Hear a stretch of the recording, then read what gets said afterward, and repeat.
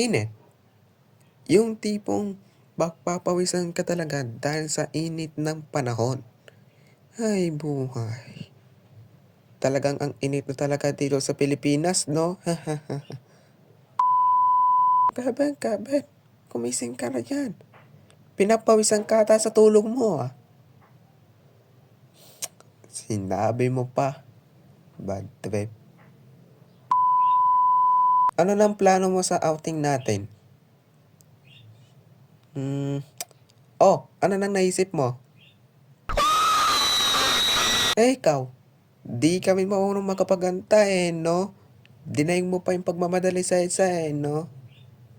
Hehehe, sorry na, wag ka na magalit. Aabutan mo pa na magiging barkada mo na ang aircon, electric fan, o kaya naman ay ref. Yung tipong papasok ang katawan mo sa freezer para hindi ka mainitan. Ay, wala ka atang utak. Yung freezer ka mapapanis na dahil sa pawis na ang katawan mo. Kainis ang init no? Pero kung wala ka talaga madawa dahil sa init na yan, baka naman lumabas eh. Nandyan ang outing ninyong magkakabarkada. Yung tipong pag-iisipan pa ng mga barkada mo na walang ginawa kundi mag-basketball. Alam mo nang ang init na nga, nakuha nila pang mag-basketball. Ang gagaling mag-shoot no? Shoot dito, shoot doon. Tapos mamaya, sumakit yung ulo ko dahil nag-basketball po ako kanina. Ang puso ko'y nagdurugo at parang sumisikip ang bibig ko.